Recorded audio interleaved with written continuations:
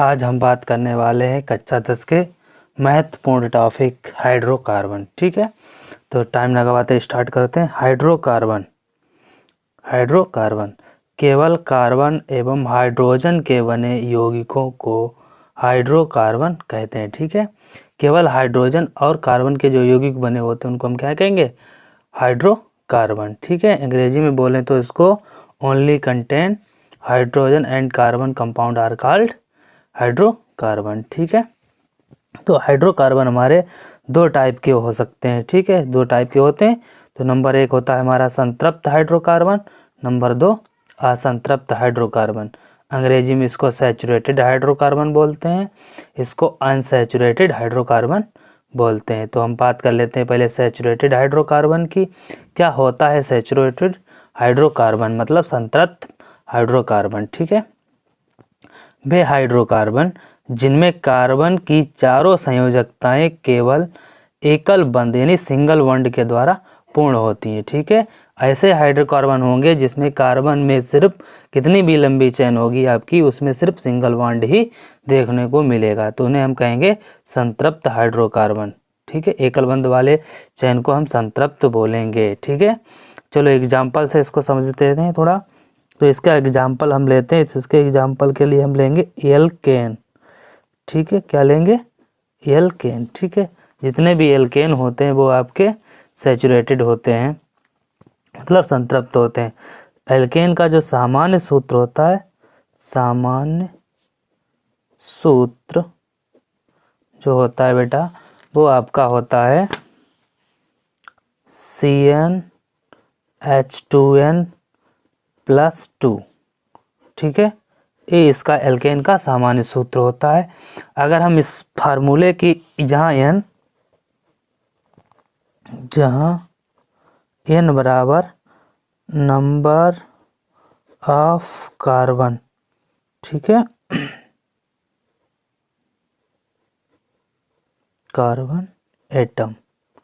ठीक है, यहाँ पर n को हम कार्बन एटम का लेंगे। ठीक है, जितने कार्बन एटम लेंगे वो n का नंबर होगा। ठीक है, सपोज अगर हमने n बराबर 1 लिया है, ठीक है, अगर हम मान लें कि n बराबर हमने क्या लिया है?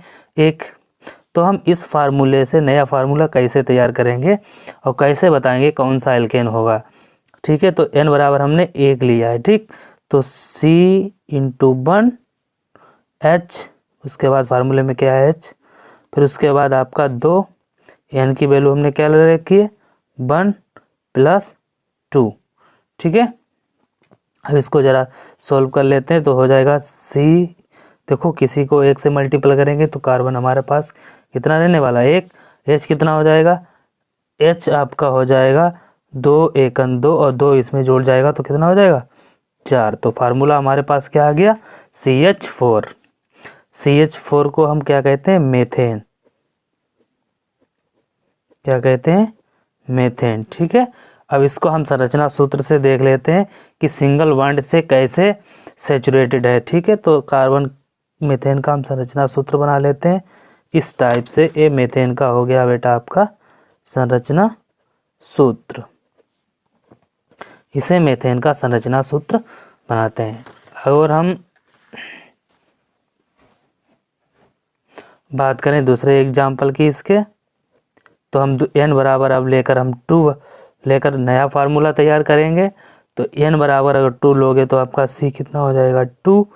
ठीक है, H, तो H आपका 2 ऑलरेडी है, 2 से गुणा करोगे तो 2 × 2 + 2, तो आपका हो जाएगा आपका C2H6। इसको हम कहते हैं एथेन। इसको क्या कहते हैं? एथेन। इसका भी जरा संरचना सूत्र देख लेते हैं। तो 2 कार्बन है तो 2 कार्बन की एक श्रृंखला बना लेते हैं। ठीक है, अब इसमें हम बैलेंस कर लेते हैं। 1 2 3 4, 1 2 3 4 5 6 हाइड्रोजन लग गए इसमें। देखो अब इसमें हाइड्रोजन लग गए हैं 6। ये इसका हो गया एथेन का संरचना सूत्र। अब इन दोनों एग्जाम्पल में देखो कार्बन की सारी संयोजकताएं सिर्फ सिंगल बॉन्ड के द्वारा ही संतुष्ट हो रही हैं, तो इन्हें हम कहेंगे सैचुरेटेड हाइड्रोकार्बन। कार्बन। ठीक है, अपने फार्मूले के द्वारा हमें कैसे एग्जाम्पल करना है ये भी हमने आपको बता दिया है। अब हम बात करें असंतृप्त हाइड्रोकार्बन की, तो इसमें वे हाइड्रोकार्बन जिनमें कार्बन की संयोजकताएं द्विबंध या फिर त्रिबंध द्वारा पूर्ण होंगी। कहने का मतलब ऐसे हाइड्रोकार्बन होंगे जिनमें की कार्बन की जो संयोजकताएं होंगी वो डुअल बॉन्ड या ट्रिपल बॉन्ड के द्वारा संतुष्ट होंगी। तो इसका हम पहला एग्जाम्पल आपके सामने ले रहे हैं, एल्कीन। ठीक है, पहला क्या ले रहे हैं, एल्कीन। एल्कीन, ठीक है। तो एल्कीन का फार्मूला जो सामान्य फार्मूला होता है, सामान्य सूत्र, तो सामान्य सूत्र जो एल्कीन का होता है वो होता है CnH2n। ठीक है, तो यहाँ पर भी वैसे ही हमें फार्मूला क्रिएट करना है। तो n की वैल्यू हम रखेंगे, यहाँ पर n की वैल्यू हम 1 नहीं ले सकते। ठीक है, 1 से ज़्यादा ही लेंगे। तो हमें n बराबर यहाँ पर 2 ले लिया, तो कैसे फार्मूला बनेगा, तो n बराबर है, यदि n बराबर हमने क्या लिया है 2, तो C आपका हो जाएगा C × 2, मतलब C को गुणा 2 से कर दो, n की वैल्यू पुट कर दो।